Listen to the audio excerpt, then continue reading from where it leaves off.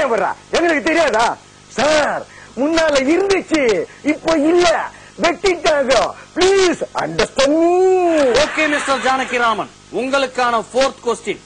உங்க மனசுல இருக்கும் அந்த பொண்ணுக்கு பிடிச்ச கலர் என்ன அப்படின்னு கேட்டா, அந்த பொண்ணுக்கு கலர் பிடிக்காது, சோடா ஜிஞ்சர் தான் பிடிக்கும்னு ஏதாவது முக்கையா பேசின மூஞ்சி முகரெல்லாம் பேத்துக்கும். புரியுதா? ஏன்னா நான் கோவக்காரன். எஸ்கியூஸ் மீ, நீங்க கேரளாக்காரன் தானே கோவக்காரன்னு சொல்றீங்க? மிஸ்டர் ஜானகிராமன், நான் ப்ரோக்ராம் முடிச்சிட்டு வீட்டுக்கு போறதா இல்ல ஜெயிலுக்கு போறதான்றது உங்க கையில தான் இருக்கு. மரியாதையா நான் கேக்குற கேள்விக்கு மட்டும் பதில் சொல்லுங்க. அந்த பொண்ணுக்கு பிடிச்ச கலர் என்ன?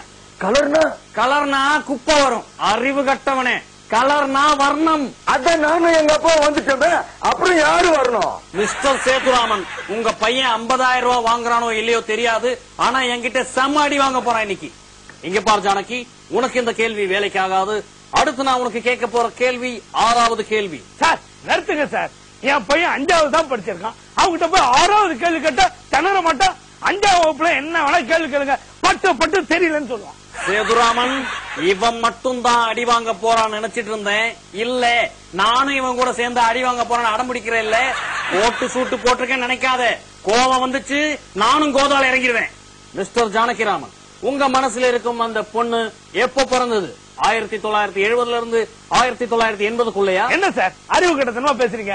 எல்லா குழந்தையும் 10 மாசத்துக்குள்ள பிறந்துடும். நீங்க நம்ம 1970 இருந்து 80 10 வருஷம் கணக்கு சொல்றீங்க. மிஸ்டர் சேதுராமன், நான் உங்களை கேள்வி கேட்கல, உங்க புள்ளையதான் கேள்வி கேட்கிறேன். மனசுலாயி? மிஸ்டர் ஜானகிராமன், அந்த பொண்ணு எப்ப பிறந்தது? ஹாஸ்பிட்டல்ல இருந்து அவங்க அப்பா டீ வாங்க போக சொல்ல பிறந்துச்சு சார்.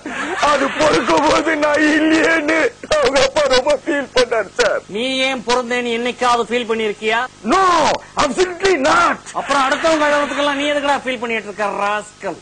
மூடிட்டு அடுத்த கேள்வியை கவனமா கேளு. என்ன மிஸ்டர் வெத்தலை பாக்கு? சார் என்ன சார், இந்த கேள்விக்கு என்ன பதில் சொல்ல, அதுக்குள்ள அடுத்த கேள்விக்கு போறீங்க? இதுக்கு முன்னாடி கேட்ட கேள்விக்கு மட்டும் இந்த கோட்டான் கரெக்டா பதில் சொல்லிருச்சா? எல்லா கேள்விக்கும் ஏடா கூடமா தான் பண்ணிட்டு இருக்கு. மிஸ்டர் ஜானகிராமன், உங்களுக்கான 8வது கேள்வி.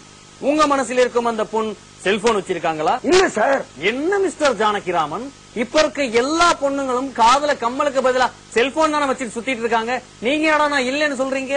இல்ல சார், முதல்ல அந்த பொண்ணு போன் வச்சுன்னு இருந்தது. அதுவும் நானும் ரொம்ப நேரமா பேசியிருந்தோமா, பில்லு அதிகமாயிட போகுதுன்னு சொல்லி போனை வச்சிருன்னு சொன்னேன். அது முட்டாள்தனமா புரிஞ்சுக்கின்னு மாறுபடி கல்ல கொண்டு வச்சிருச்சு.